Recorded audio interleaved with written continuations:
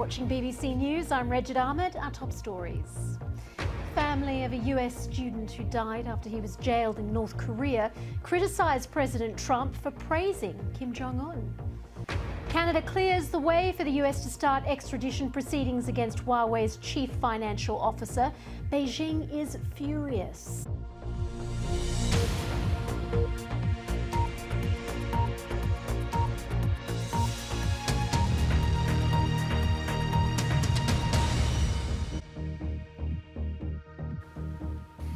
Hello and welcome to BBC News. I'm Reged Ahmad. It's been a busy weekend in US politics. At a gathering of conservatives in Washington, President Trump furiously condemned the investigation by Special Counsel Robert Mueller into Russian meddling. Meanwhile, in Brooklyn, Senator Bernie Sanders officially launched his 2020 campaign to be the Democratic candidate for president, adding his name to a crowded field that now numbers at least 10 candidates. Kim Gittleson has the latest. You're watching BBC News. You join us as the US Senate is preparing to vote on the appointment of Brett Kavanaugh, President Trump's deeply controversial nominee for a seat on the Supreme Court. Let's take you live to the scene now in Washington as Democrat Chuck Schumer speaks. Let's listen in. The distortion of our founding principle. You're watching live coverage of the US Senate, these nomination proceedings for confirming the very controversial Judge Brett Kavanaugh as the new member of the Supreme Court judge. But what you've been hearing is multiple interruptions by protesters in the gallery as the names of senators are read out. You hear the sound come in, some of the protests being muffled, and then on it goes. Let's talk to our correspondent Barbara Plett-Usher, who's at the Capitol building in Washington. Barbara, how unusual are some of these scenes and what we've been hearing?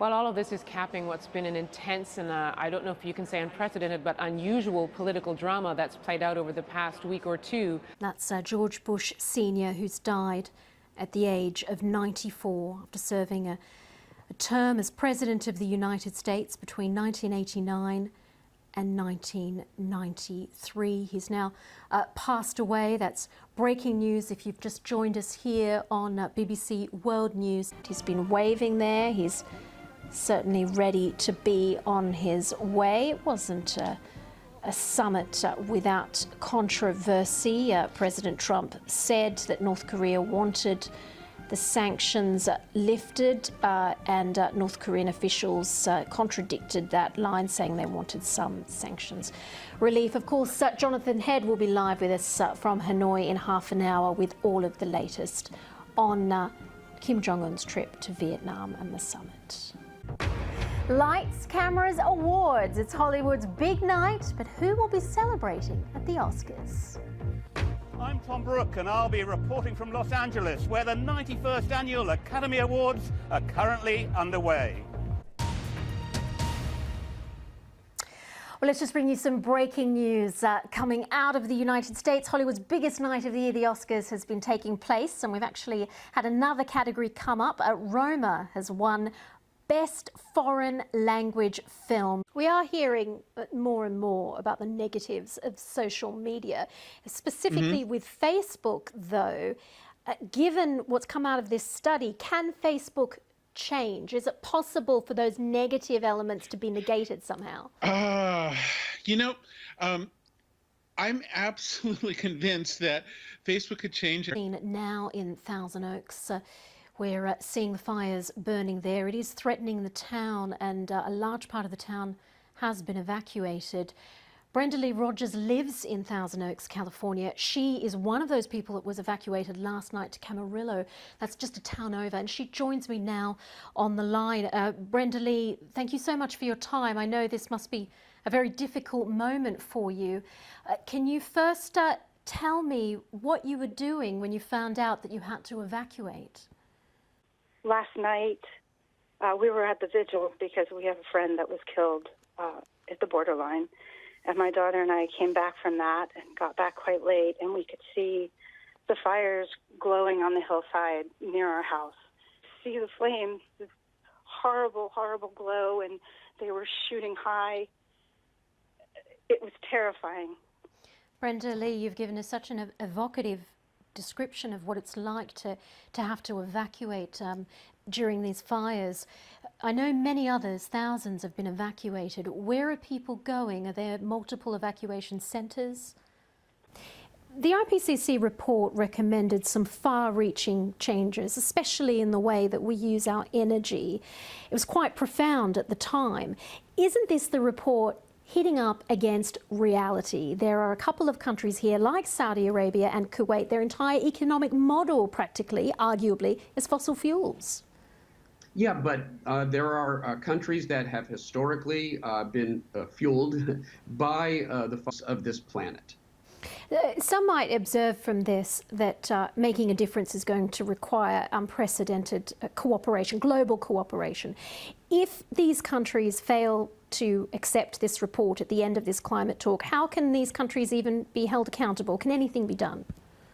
Well, the idea behind the Paris Accord. Well, with me is Raj and Pablo from the BBC Asian Network, who know all about these things. So first of all, you also know Priyanka Chopra. We know really well.